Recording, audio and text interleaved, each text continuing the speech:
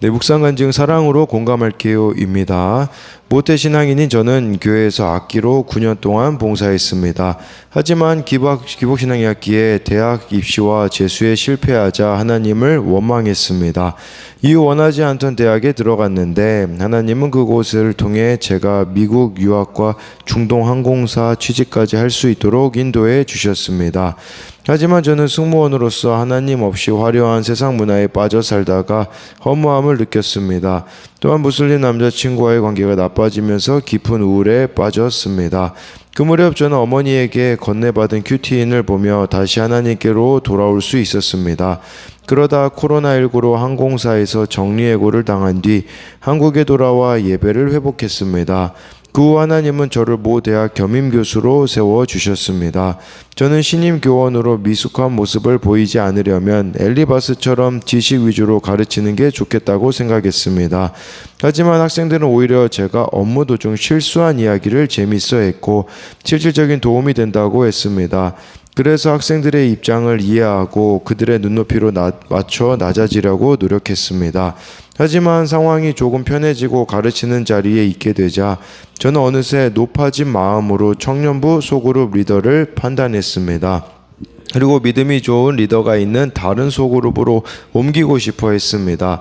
그러다 지난날 제가 실직하여 미래에 대한 걱정과 불안으로 떨고 있을 때 저를 있는 모습 그대로 받아준 곳이 바로 공동체임을 상기하게 되었습니다. 그러자 목을 세운 채 공동체를 평가하고 있는 저의 죄가 보여 회개할 수 있었습니다. 그러던 중 작년에 저는 청년부 소그룹 부리더로 부르심을 받았습니다. 포도 열매가 익기 전에 떨어진 같고 감람꽃이 곧 떨어진 같이 연약하고 힘든 시기를 통과할 수 있었던 것은 주님의 은혜와 믿음의 공동체 덕분입니다. 이를 잊지 않고 제가 받은 사랑을 학생과 소그룹 지체들에게 잘 흘려보내며 가겠습니다. 적용하기입니다. 입시나 취업으로 힘들어하는 학생들에게 저의 실패담을 나누며 전도하겠습니다. 청년부 소그룹 모임에서 지체들의 말을 귀 기울여 듣고 공감하는 말을 하겠습니다. 네, 여기서 이렇게 학생들 입장 이해하고 눈높이 맞추어서 낮아지려고 노력을 했는데 상황이 편해지니 가르치는 자리에 있게 되자 높아진 마음으로 청년부 소그룹 리더를 판단했다라고 했는데, 예, 그러다가 참 실직 또 미래 걱정 불안 떨고 있을 때 있는 모습 그대로 받아준 곳이 네, 공동체임을 다시 상기하게 되었다라고 이렇게 말하고 있습니다. 네, 오늘 말씀 제목은요, 깨져야 하는 나의 옳고 그름이라고 이렇게 잡았는데요. 이 큐티인 제목은 계속 가르치는 엘리바스라고 나와 있어요. 저는 사실 그냥 오늘 말씀 제목을 이 꼰대 엘리바스 이렇게 좀 잡고 싶었는데 좀 그거는 너무한 것 같다는 생각이 들어서 계속 이 엘리바스는요, 자기 주장만 하고 자기 옳고 그름만 내세우고 있기에 저와 여러분들이요, 세상사의 이렇게 세상사의 관점으로만 살아가면요, 옳고 그름이 절대 깨지지 않는다라는 것을 아셔야 합니다. 그 제자라는 단어가요, 배우는 자라는 의미가 있거든요. 이 헬라어로 보면요, 저와 여러분들은요, 늘 내가 옳다라고 주장해야 되는 사람이 아니라 늘 하나님께 배워가야 되는 사람이라는 이 관점을 잊지 않았으면 좋겠습니다. 17절부터 19절을 보면요, 내가 내게 보이리니 내게서 들으라. 내가 본 것을 설명하리라. 이는 곧 지혜로운 자들이 전하여 준 것이니 그들의 조상에게서 숨기지 아니하였느니라. 이 땅은 그들에게만 주셨으므로 외인은 그들 중에 왕래하지 못하였느니라. 지금 엘리바스가요, 자기 주장을 하기 위해서 17절에 내가 경험한 것을 토대로 너한테 이야기하겠다라고 말하는 게 17절이에요. 그런데 자기 경험만으로는 조금 부족할 것 같으니까 18절에 보니까요, 지혜로운 사람들이 전해준 거, 이게 또 조상들의 가르침이죠. 이 조상들이 우리들에게 가르쳐 준 거 내가 이걸 숨기지 않겠다라고 말하고 있는 것이에요. 그리고 19절에 이 조상들의 지혜는 오염되거나 외부의 영향을 받지 않은 순전한 가르침이다 라고 이렇게 말하고 있으니 자기의 옳음을 이렇게 주장하기 위해서 경험 끌어왔죠, 조상들 끌어왔죠. 그러니까 이것은 이 조상들의 가르침은 우리들에겐 뭘 의미하겠습니까? 나의 교육이 될 수 있어요. 그러니까 우리가 이렇게 세상사로만 딱 교육을 받게 되어지면 이렇게 우리가 거기에서 또 그 틀을 벗어나지 않으려고 하는 것이 많이 있는 것이죠. 세상사, 즉 세상에서 받은 교육의 관점으로만 보면요, 우리 인생은 죽을 일, 참 깨질 일들이 너무나 많습니다. 그러나 우리가 이제 구속사, 이제 구원의 관점으로 보는 것을 깨달으면 그것은 살릴 일이 되고, 또 내가 옳다고 생각하는 것이 틀리게 되는 부분들이 있음을 인정해야 된다라는 것이에요. 그런데요, 우리도 하나님과 교제하는 방식도 좀 그렇지 않은가 생각해 보게 되어져요. 그러니까 하나님과 대화를 하는 게 교제잖아요. 사람들하고도 대화를 해야 되는데, 근데 문제는 내 옳고 그름이 너무 강하잖아요.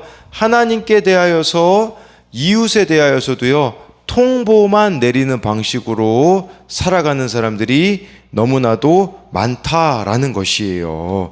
그래서 이것에 대한 적용도 내가 세상의 관점으로만 바라보고 있기에 깨지지 않는 나의 옳고 그름은 무엇입니까? 그것을 어떻게 구원의 관점으로 볼 수 있을까요?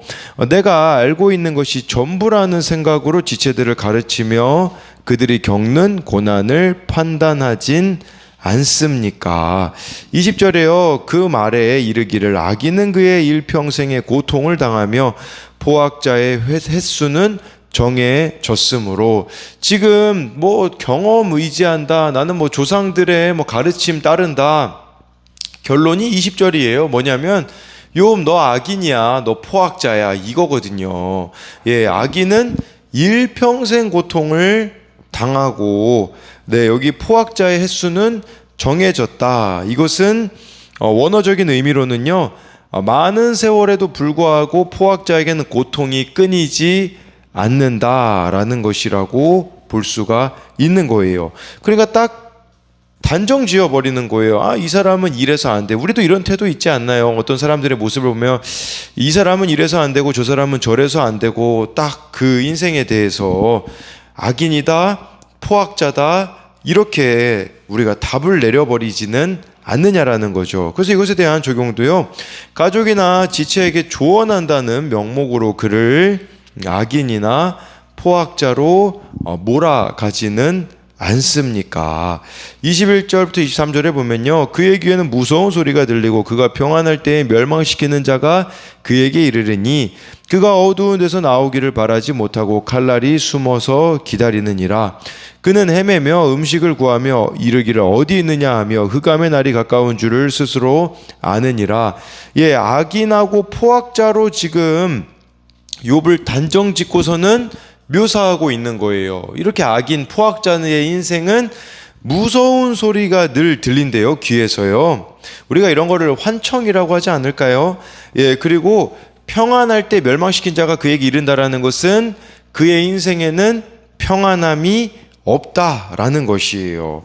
그래서 22절에 어두운 데서 나오기를 바라지 못하고 어둠 속에 갇혀 있는 것이겠죠.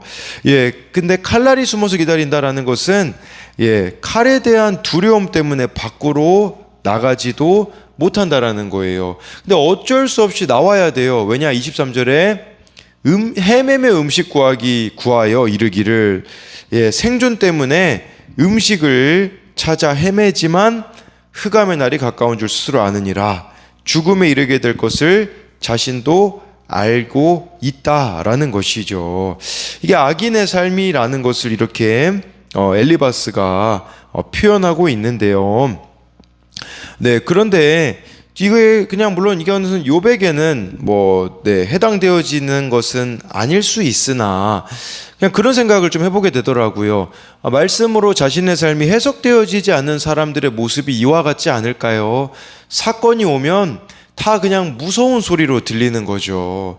어떤 일들을 닥치게 되어지면 평안함이 이렇게 없고 자꾸 무엇인가에 쫓기듯 살아가는 인생이 아니겠습니까? 그래서 이것에 대한 적용도 내가 자주 놀라고 무서워하는 일은 무엇입니까? 24절 25절에요. 환난과 역경이 그를 두렵게 하며 싸움을 준비한 왕처럼 그를 쳐서 이기리라. 이는 그의 손을 들어 하나님을 대적하며 교만하여 전능자에게 힘을 과시하였음이니라. 라고 해서요, 환난과 역경이 그를 두려워한다. 그래서 환난과 역경에 사로잡혀가는 삶이라는 거죠. 악인의 삶. 그리고요, 환난과 역경이요, 완벽한 전투 준비를 하고 적을 공격하는 왕처럼 단순에 제압하고 멸망시킬 거라는 것이에요. 이렇게 된 이유가 뭐냐? 25절에 하나님을 대적했기 때문에, 교만했기 때문에 전능자에게 힘을 과시했대요. 아니, 이 전능자라는 단어 욥이 하나님께 쓴 거 아닌가요? 근데 지금 엘리바스, 제가 이거를 표로는 안 가져왔는데 어느 표를 보니까요, 욥이 이야기했던 거를 있잖아요. 그 단어 사용을 엘리바스가 참 많이 했더라고요. 전능자라는 단어도 욥은 하나님의 주권을 인정한다라는 의미에서 전능자를 사용했는데, 엘리바스는 그 욥이 사용한 전능자라는 단어를 욥을 비난하는데 사용하고 있어요. 자기 번역기를 돌리고 있는 거예요. 그러니까 욥의 말을 듣고서는 자기 번역기를 돌려서 욥을 악인으로, 교만한 자로, 하나님을 대적하는 자로 몰아가고 있다라는 거죠. 그래서 우리가 여론몰이라는 말도 있지 않습니까? 지금 욥에 대해서도 그런 모습으로 이 친구들이 가고 있는 것이죠. 26절부터 29절에 보면요, 그는 목을 세우고 방패를 들고 하나님께 달려드니 그의 얼굴엔 살이 찌고 허리에는 기름이 엉기었고 그는 황폐한 성읍, 사람이 살지 아니하는 집, 돌무더기가 될 곳에 거주하였음이니라. 그는 부유하지 못하고 재산이 보존되지 못하고 그의 소유가 땅에서 증식되지 못할 것이라 해서요, 악인이 교만해서요, 목을 세워서 하나님 앞에 달려든다라는 것을 말해주고 있어요. 27절은 아마도 욥의 과거를 좀 묘사하는 게 아닐까 싶어요. 얼굴에 살이 찌고 허리에는 기름이 엉기었고 그렇게 탐욕스러웠다 이런 식으로 욥을 단정짓는 것이라고 볼 수 있겠죠. 28절은 좀 미래형으로도 볼 수 있어요. 그렇기 때문에 황폐한 성읍에서 이렇게 거주할 수밖에 없다라는 것이라고 말할 수 있겠죠. 그러니까 악행을 통해 축적한 모든 재산은 일시에 사라질 것이라고 말해주고 있어요. 근데 사실 27절, 28절 이게요, 보면요, 욥이 원래 부유했는데 모든 걸 잃고 자녀들이 모두 죽은 것을 빗대어 말하고 있는 것이에요. 이게 엘리바스가 그리고 있는 욥의 미래라는 것이죠. 하지만 정작 욥을 판단하고 정죄하는 자기 자신이 하나님 자리에 앉은 교만한 자라는 것을 엘리바스는 전혀 깨닫지 못한다라는 것이에요. 여러분, 우리가 다른 사람의 인생에 밑그림을 그릴 때가 얼마나 많은지 몰라요. 이 사람은 미래가 이럴 거다, 저럴 거다라고 이렇게 우리가 참 단정 짓고 있는 부분이 있는데, 근데 거기에 오류가 뭐냐면 하나님이에요. 하나님. 무슨 말이냐? 하나님이 개입하시면 그 인생이 어떻게 될지 우리는 알 수 없기에 내가 다른 인생에 대하여서 이렇게 쉽게 판단 내리고 있지는 않는가, 다른 사람의 미래도 쉽게 단정 짓고 있지 않는가 돌아봐야 된다라는 거죠. 그래서 이것에 대한 적용도, 지금 내가 하나님 자리에 앉아 판단하고 정죄하는 사람은 누구입니까? 다른 사람의 미래를 내 마음대로 그리고 있지는 않습니까? 30절에 어두운 곳을 떠나지 못하리니 불꽃이 그의 가지를 말릴 것이라. 하나님의 입김으로 그가 불려가리라. 하나님은요, 악인이 품은 일말의 기대를 완전히 없애버리실 것이다 라는 그런 뜻입니다. 어둠 속에 있는 불꽃이 가지를 말리듯 진노로 심판할 거라는 거예요. 그런데요, 제가 아까 말씀드렸잖아요. 그 표로 제가 엘리바스가 말한 거, 욥이 말한 거 근거해서 말한다라고 이야기 드렸잖아요. 여기 이 불꽃이라는 단어, 욥기 1장 16절에 보면요, 하늘에서 불이 떨어져서 가축과 종들을 살랐다라는 내용이 있거든요. 그러니까 욥이 당한 그 고난을 있잖아요. 이렇게 지금 간접적으로 이 단어를 사용함으로써 욥을 악인으로 몰아가고 있다라는 것이에요. 31절에요. 그가 스스로 속아 허무한 것을 믿지 아니할 것은 허무한 것이 그의 보응이 될 것임이라 해서요. 사람들이 희망을 가지듯이요, 악인들도 희망을 가질 거라는 거예요. 그런데 악인들이 가지게 되는 희망은요, 헛된 희망이라고 말하고 있어요.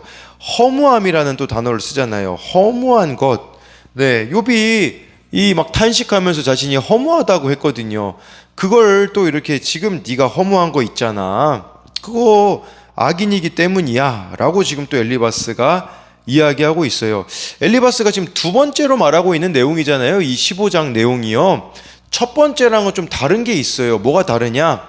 첫 번째 엘리바스가 말했을 때는 그래도 회복, 희망이라는 게 있었었거든요. 근데 지금 두 번째 말할 때는 있잖아요. 회복, 희망 이런 게 아예 없어요. 네, 그것을 볼 수가 있죠. 32, 33절에도요. 그의 날이 이르기 전에 그 일이 이루어질 것인즉 그의 가지가 푸르지 못하리니 포도 열매가 익기 전에 떨어짐 같고 감람꽃이 곧 떨어짐 같으리라 해서요. 악인은요, 하나님이 정해주신 기한도 이르기 전에 멸망하는 운명을 맞을 거라는 거예요. 마치 가지가 푸르지 못한 채 죽는 것처럼, 포도 열매가 익기도 전에 떨어지는 것처럼, 감람, 이건 올리브거든요. 올리브 꽃이 피자마자 떨어지는 것처럼 악인의 운명이 그러한데 욥, 내가 바로 악인이다 라고 이렇게 말하고 있는 거죠. 34, 35절을 마지막으로 보면요. 경건하지 못한 무리는 자식을 낳지 못할 것이며 뇌물을 받는 자의 장막은 불탈 것이라. 그들은 재난을 잉태하고 죄악을 낳으며 그들의 뱃속에 속임을 준비하느니라. 네, 경건하지 못한 자는요, 자식을 낳지 못한대요. 네, 그리고 뇌물 받은 자는 장막이 불탄다라고 하잖아요. 이 말은 한날 한시에 자녀들을 모두 잃은 욥의 가슴에 비수를 꽂는 말이었을 것입니다. 너 지금 자녀 다 죽었지? 그거 경건하지 못해서 그래. 너 장막 불탔잖아. 그거 뇌물 받아서 그래. 이런 식으로 엘리바스가 이야기를 하고 있는 거죠. 그러면서 35절에요. 재난을 잉태하고 죄악을, 마치 출산 과정처럼 설명을 해요. 악인이 스스로 재난을 잉태하고 죄악을 낳았기 때문에 결국은 심판이 따라왔다라는 거예요. 쉽게 말씀드리면 35절은 욥에게 이렇게 얘기하고 있는 거예요. 엘리바스가, 욥, 자네가 지금 재난을 거두고 있지. 그것은 자네가 무엇을 잘못 뿌렸다라는 증거가 아니겠는가, 이렇게 이야기하고 있는 거예요. 심은 대로 거둔다라는 이 법칙을 지금 포기하지 않는 거거든요. 잘못된 것을 욥, 네가 심었기 때문에 지금 그 열매 재난으로 내가 거두고 있는 것이란다 라고 말해주고 있는 것이에요. 오늘 그 새벽에 그 김양재 목사님 큐티노트에 이런 말이 있더라고요. 이런 말씀을 하시더라고요. 누군가의 속마음을 들을 때는요, 충조평판을 하지 말라는 말이 있대요. 충조평판. 이게 무슨 말이냐면, 누군가의 속마음을 들을 때는 충고, 조언, 평가, 판단을 내려놓고 그의 손을 꼭 잡고 안아주는 것이 가장 좋으니 될 것이라고 해요. 하지만 정말 믿음이 좋은 사람은 충조평판, 충고, 조언, 평가, 판단도 소화해낼 수 있다라고 이렇게 이야기를 하더라고요. 지금 이 엘리바스의 말이 끔찍한 말이긴 하죠. 그런데 그 가운데서도조차도 우리가 생각해 봐야 되는 것들, 또한 더 나은 방향으로 나아갈 수 있는 것들도 있다라는 것이겠죠. 그렇지만 우리가 다른 사람들에 대해서 그 사람의 정말 믿음의 수준이 되어지지 않는다면 우리 가운데 있는 충조평판을 먼저 내려놓고 안아주는 사람이 또 되는 것이 필요하다라고 볼 수 있습니다. 그래서 마지막으로 이것에 대한 적용은요, 누군가에게 열등감을 자극하는 말을 내뱉고 있지는 않습니까? 우리가 흔히 목소리 큰 사람이 이긴다고 하잖아요. 여러분, 목소리 큰 사람이 이길지는 모르나 그 사람을 변화시킬 수는 없습니다. 이걸 아셔야 돼요. 큰 소리 낸다고 해서, 팩트 폭력을 날린다고 해서 그 사람이 바뀌지는 않을 수 있다라는 거죠. 그렇기 때문에 저와 여러분들에게는 한 번 더 고민이 필요합니다. 내가 말할 때, 행동할 때 어떻게 하면 그 사람이 변화되어 줄 수 있을까? 어떻게 하면 그 사람이 구원으로 인도함 받을 수 있을까를 고민하며 나아가는 저와 여러분들이 되기를 소망합니다.